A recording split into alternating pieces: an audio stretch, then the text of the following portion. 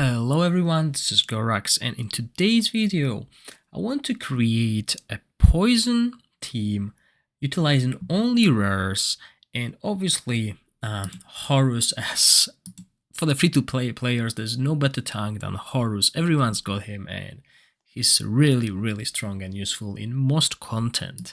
This team will utilize the 5-hero elemental affinity that we unlock later on in the game, which will increase our elemental damage by plus 15%, and then later on we can choose whichever element we want to go. So in our case it is fire and poison. As we can see here, the elemental damage goes up to plus 10%. It's quite expensive upgrade, and then moving forward we can actually even increase the attack of corresponding heroes by 39%, which is huge. So this is really important for the late game. By the time you get to the late game, you will probably have few epics, but let's start with the basics. Let's talk about how we should build our team when we want to use poison. So as I said early on in this guide, we want to use Horus. Horus is an amazing tank. He gives all our heroes 24% of max HP in all battles. This aura is good, and we can change it with 2 other auras we will be bringing into the team. He also has a chance of obtaining a 10% max HP shield, so this is a great scaling with his HP. And yeah, if we're really lucky and we want to push, we can actually increase this skill. I believe this is the only skill on Horus worth upgrading, because the scrolls are hard to get. And if we look at his battle skill, which deals damage based on the defense, so the higher the defense, the more damage, and also has a chance of inflicting 75% of attack penalty. This chance does not go up, only the damage goes here, and we can cast it more often, so it's not really important to upgrade that skill. However, his ultimate, well, if we can cast it more often, it's really good. You can really hack the game basically, especially if you're trying to fight Twitch and other heroes that take a long time to cast. That taunt is amazing, but again, scales with defense, gives him damage reduction and hit recovery. Okay, so this is what makes him so strong, and he's one of the best free-to-play tanks in the game. Basically, Grave of Venom is so easy with him. The stats I got on him currently allow me to do Grave of Venom level 9 on auto, and I don't need more. Obviously, I'm not gonna cover equipment here, but on him, I'm not gonna go in depth on the equipment. I'll just give you a brief overview. So when it comes to the chests, you want defense percentage here, and depending on your total HP, you might go for the defense on the gloves as well, or go HP. Luckily for me, I had an HP gloves with a defense percentage. It's not huge, but it's there, and basically if I change this piece to defense 60%, I'm not able to do Venom level 9 so easily. So yeah, this is really important. And then helmet and weapon, they are optional. You could go for a free set of something basically if you can farm legendary equipment. If not, then this is the set I've been using, defense 15, HP 15, because I didn't bother with Grave of Curse yet. Stats, obviously damage, HP dependent. You need to have this balance basically, but yeah, defense also allows us to do more damage, and there are situations when he's like second damage dealer in the team, and also in the Fame Under he's like the only one I really need to deal damage. I use only one damage dealer and Horus there. So yeah, really good tank, amazing. Now for the artifacts, you might consider Mask of the Lark if you have heroes that will provide him with buffs, which in our case it will not work. So the Scarab that gives you a shield when the HP drops based on the defense is something you should go. Now, second hero that is crucial to the formation and crucial for every free-to-play player, and I highly suggest to pick her from the first box, or if you already picked someone else, to pick her from the second box. It's Cigaret.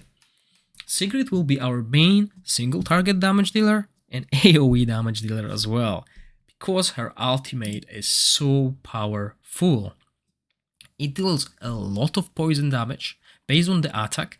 It also has a 100% chance, if we level up her skills, which should be priority, to inflict healing prohibition and attack penalty 2, which are so crucial in every content, especially attack penalty 2. You want to have at least one, well, you want to have someone to always do it on the boss before the boss do the ultimate skill, or something that can kill your team. Healing prohibition, very, very useful in Tempest Domain, as well as Grave of Rot, and a few other contents as well, and probably more to come. So yeah, that's what makes her so strong. And on top of that, it deals damage to all enemies inflicted with debuffs. So that's why, to get the most of her, we need to bring a team that can apply debuffs as well, preferably AoE debuffs. Now, her battle skill also does 420 attack, which shoots 2 arrows, and has a 100% chance to do that healing prohibition for 5 seconds. So yeah, the upkeep on the healing prohibition is huge here. And her aura gives us an accuracy increase by 30, which is also very important in few scenarios where you can't, or you're very close to hitting that accuracy cap. And another thing that makes her very good for Goblin dungeon is when an enemy inflicted with debuff dies, the hero gains 25% of ultimate energy. So this helps us spam this skills and that ultimate. Now we should focus on crit and crit damage. As you can see, my gear here is not really optimized because I'm really unlucky. I just started farming this legendary equipment, and what I like on her is Eyeball of the Giant, which increases her ultimate skill by 20%. So I wear that for the goblins dungeon because yeah, it does a lot of damage there. And obviously there are a few other options, but I've been using that and I actually have the best results with this on her. Now, as I said, we need someone to apply this poison, well, not even poison, someone to apply debuffs, and that's why Dench is so good. There are a few options you can consider, which I'll mention just in a second. But yeah, basically, every third basic attack of him deals additional derivative damage with 100% chance of inflicting 1 stack of poison.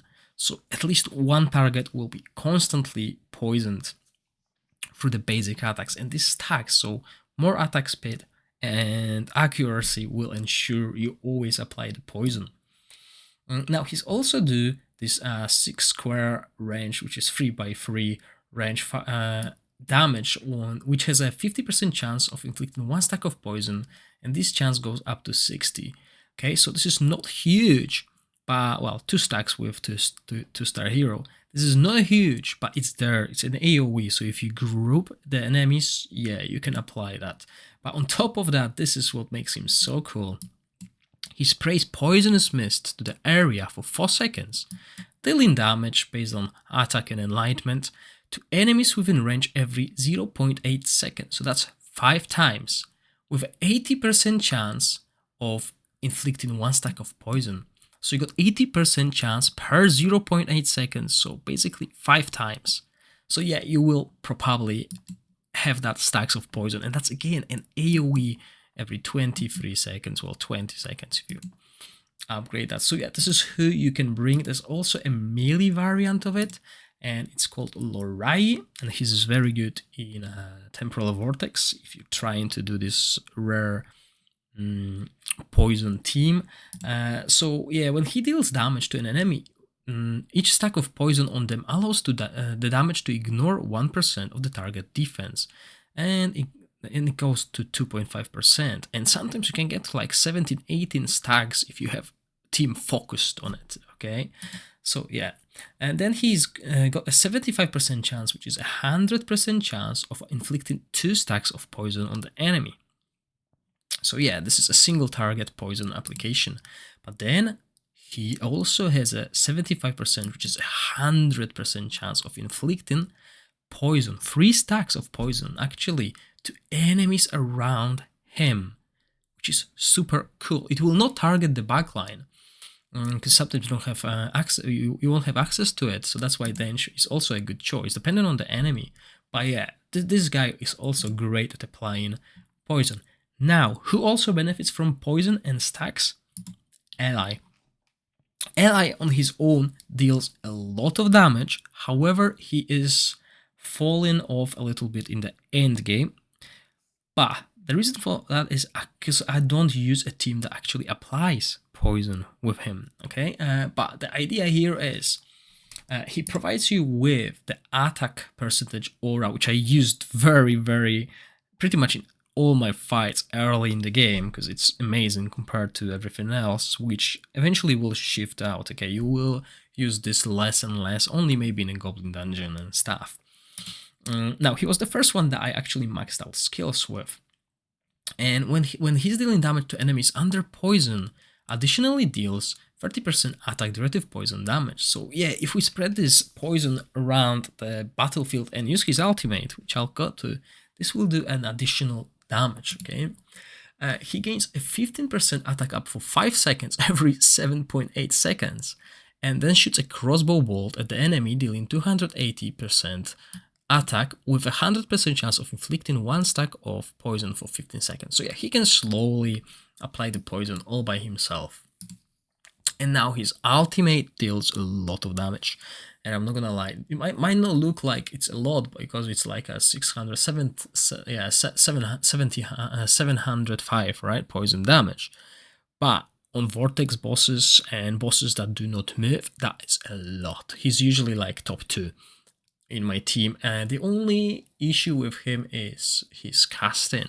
As you can see, he shoots these arrows in these 3 rows basically here. So if there's no enemy in this anywhere here, he will never cast it. He will be at full ultimate energy and never cast his ultimate, which is a shame. But he's not the only hero like that, and yeah, but his damage is quite good. Inflexible, but good. If you play against enemies that do not move, Temporal Vortex, for example, yeah, he will do good. And the equipment I usually use on him is based on Enlightenment as well, and crit and crit rate. Well, no, not really. If I go Enlightenment road, I don't do crit and crit damage. I focus on attack then, but sometimes I just go for the pure burst. So, for example, if I don't have anyone applying poison, I just go crit and crit damage. Yeah. And the last one here is Hexandra. Obviously, free-to-play hero that we get early on. I try to focus on Enlightenment on her, but sadly my equipment here is terrible. So I went for skill haste as well to be able to cast the skills more often. As you can see, I think she was my second hero that I maxed skills for. And she brings the Enlightenment aura, which I don't use too often. But it's good for the team that will benefit from the poison as well. But I just couldn't build that team because I had better heals later on. But that was my idea to start playing poison. Okay, that was the idea on this account. Sadly, I shifted towards rally team more because that's what the RNG gave me through the Heliolite dices. Now, what makes her cool is when she's healing allies with HP below 40%, the amount of healing is increased by 30%. And usually, for example, in the Vortex, we will get to the point where the boss will be very close to one-shotting us, and this heal will do 30% more. So yeah, I find her really, really useful. Now, she also heals an ally by 150% attack plus enlightenment as well, so this is why stacking those 2 stats is so important to have these huge heals. And this spells 1 debuff from them, so sadly this is only a single target debuff, okay? Single cleanse, so not too great. But then her heal, basically her ultimate, it does a 20% target max HP, which is a great scaling. Okay, early on it will be small numbers, but in the end game, well, once you get to level 100 and legendary equipment, this will heal a lot, okay? Way more than this recovery over time, like Enas and stuff. And obviously we also improve the healing. So basically a pure healer, right? Nothing else, just solid heals. The only downside is really you need to utilize the team formation. You need to make sure your placement is good enough to be able to basically heal everyone. Yeah, so this is basically a core team that I would suggest when you run poison, using rare heroes. Basically, if you're free to play, there are a few other options like instead of Dench, you can go for someone like Corin, who's also gives a huge enlightenment bonus, but only in City of Trials battles. But when when an enemy is inflicted with poison dies, the poison spreads to nearby enemies and deal damage here as well, right? So the poison is not gone, the poison spreads, and that's important. Then he got a single target attack with a 75% chance, it doesn't go to 100, to inflict poison each time, so you can get 3 stacks of poison. And then his ultimate, huge AoE here, and refreshes the duration of poison on one enemy, then triggers poison explosion one time and spread the poison to nearby enemies. So that's again, wow, okay, that's quite good. Huge damage, and basically spreads the poison, so he's very good with even Dench if you want to skip him. Okay, make sure you have all these debuffs for Cigaret, because truth to be told, Cigaret is enough damage. For most of the content, I only run Cigaret and 2 tanks and 2 supports, but yeah. Another one that I got and I used early on was Shank. If you remember Loray, he's got very similar passive here. So when attacking enemies inflicted with poison, the target's 1% defense is ignored for every stack of poison they have. Right, so again, very good. And then this skill, okay, AoE, well, 5 target. Basically, AoE poison application can go to 100%, so it can bounce off the one target, basically, 5 times, or it can bounce to different targets. So yeah, he's very good. If you've been lucky to get this epic, yeah, he'll probably replace Dench and also give you a little bit breathing space in the back line. And his ultimate, similar around him, strikes enemies with range 5 times, dealing so basically up to 525% total and 50% chance of inflicting 1 stack of poison on them for 15 seconds. So yeah, 50% chance go to 75, but you do it 5 times, so a lot of poison can be applied. So that's what makes him so good. Whenever you play in a hero that has a chance of applying debuff, which in our case is poison, accuracy is important, because even if you have a 100% chance but your accuracy is low, you will never apply that. That's basically it. Another good hero, if you really don't have Cigaret and you need this healing prohibition, as Letalis.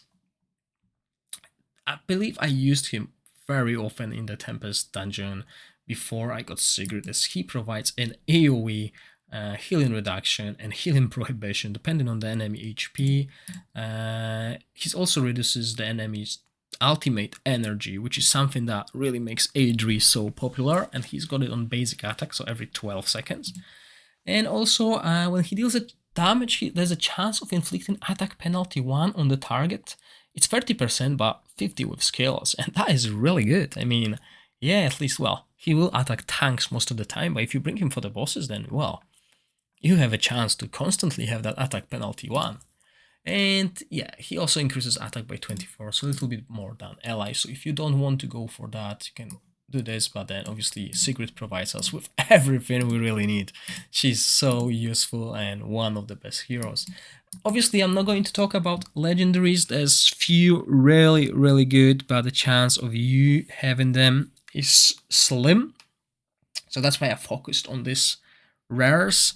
If you want, we can take a look at the epics that will work well, because there are few that might even replace Hexandra. Now let's look at few epics that are really important if you're trying to get this team going. So Frubath is probably one of the best tanks in the game. He's so versatile. I mean, he's not only tank, he's an off healer and a debuffer at once.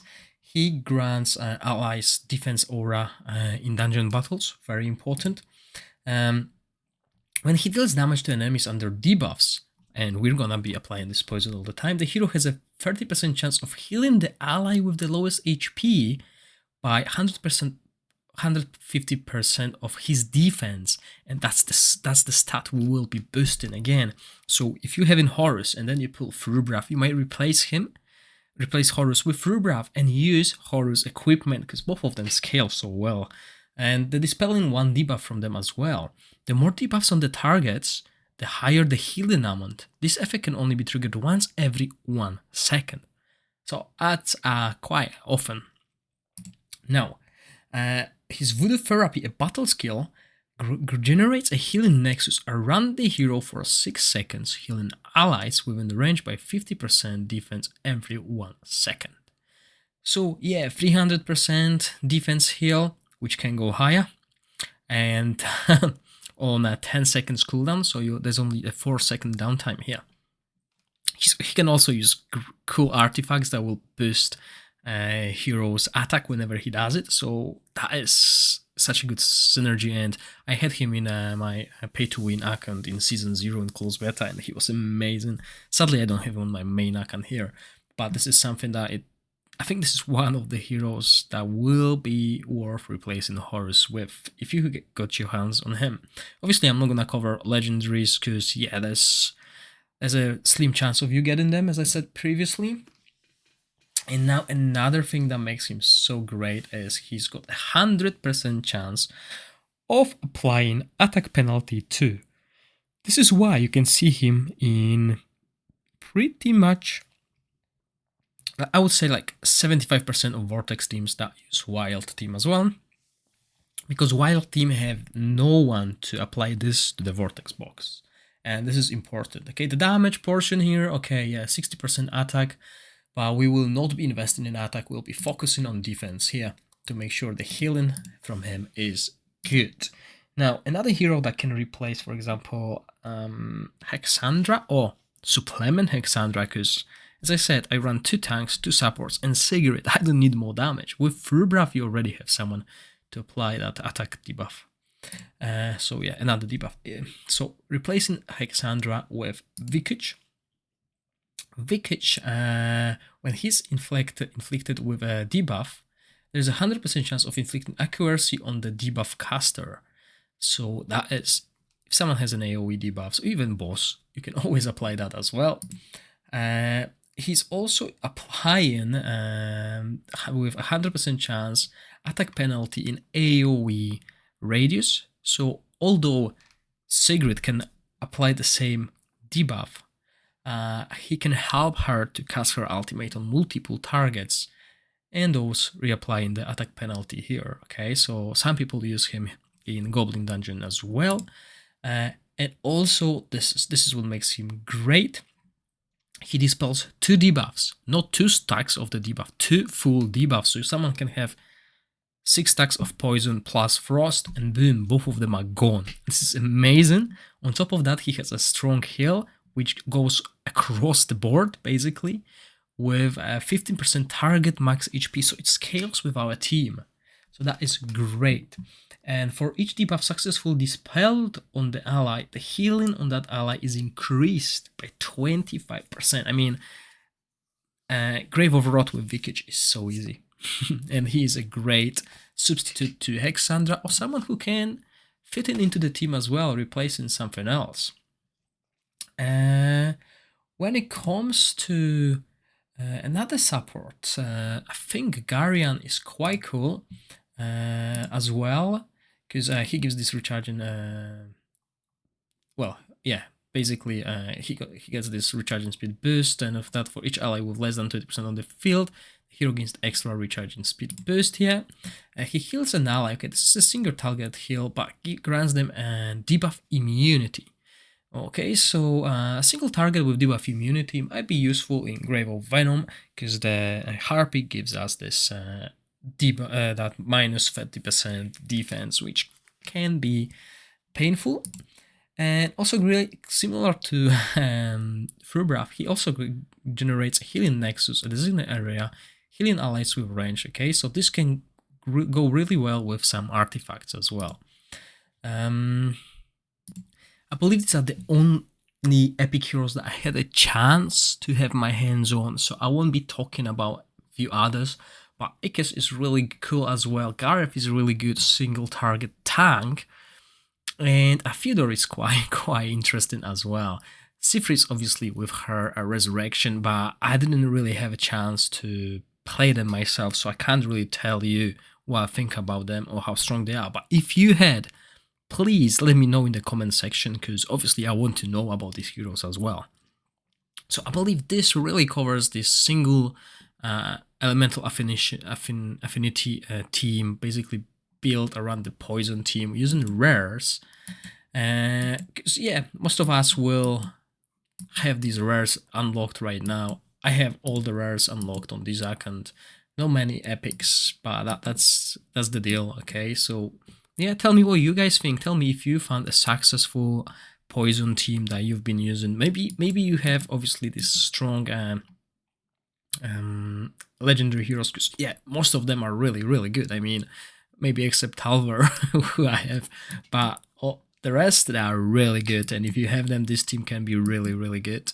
So yeah, tell me what you think. If you like this video, please consider putting that like button up and also subscribing to my channel. I'll try to cover like each element type, hopefully within the next week or two. So yeah, and also remember to join me on my live streams on Twitch under Gorax Plays, so we can try and do it together, basically, because I do some guides during the live streams as well. So yeah, thank you for watching, stay safe, bye!